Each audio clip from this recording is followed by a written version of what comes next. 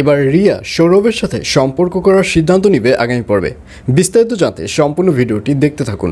আসসালামু আলাইকুম প্রিয় দর্শক, সবার কি অবস্থা? হাজির হয়ে গেলাম দীপ্ত টিভি নিবেদিত দেনা পাওনা নাটকের 274তম পর্বে কী সব ঘটতে চলছে তার অগ্রিম খবর নিয়ে। অলরাইট, এই পর্বটি আসলেই কেউ মিস করবেন না, কারণ এই পর্বে আপনারা দেখতে পারবেন সকাল সকাল সৌরভের বাড়িতে রিয়া এসে হাজির হবে এবং রিয়াকে দেখে রীতিমতো চমকে যাবে সৌরভ।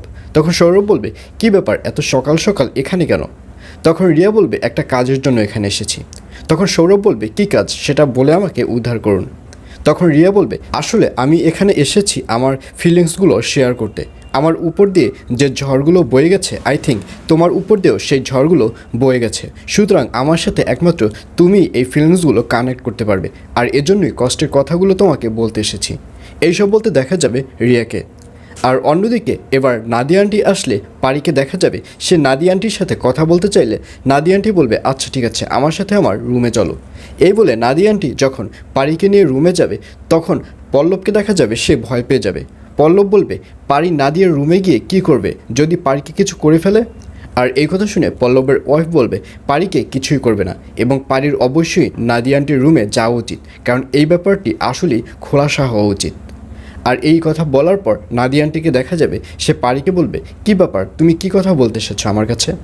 তখন পারি জানতে চাইবে যে তার প্রফেশন কী। আর এই কথা শুনে পারিকে নাদিয়া আন্টি বলবে, শোনো, তুমি বেশি জানতে চাও না।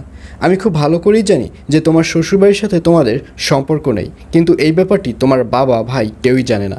আর তুমি যদি আমার প্রফেশনের কথা জানতে চাও তাহলে কিন্তু আমি এই ব্যাপারটিও সবার কাছে শেয়ার করে দেব যে তোমার আর ইরফানের মাঝে ডিভোর্স হয়ে গেছে, ওখানে তোমাদের আর কোনো সম্পর্কই নেই। আর এই কথা বলে পারির মুখও বন্ধ করে দিবে সেই নাদিয়া আন্টি। আর অন্যদিকে ইরফানের বাবাকেও দেখা যাবে সে নাদিয়ার কথা শুনে এবার মিস্টার রহমান সাথে আবার নতুন করে বন্ধুত্বের সম্পর্ক গড়তে যাবে।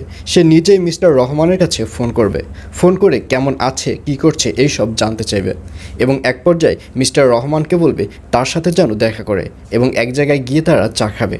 আর এই অফারও মিস করবে না মিস্টার রহমান। মিস্টার রহমানকে দেখা যাবে সেও এবার ইরফানের বাবার সাথে চা খাওয়ার যে অফারটি দিয়েছে সে অফারটি অ্যাকসেপ্ট করবে। আর এছাড়াও থাকবে আশ্চর্য সকল ঘটনা। সুতরাং সবাইকে দেনা পাওনা নাটকের আগামী পর্ব দেখার আমন্ত্রণ রইল।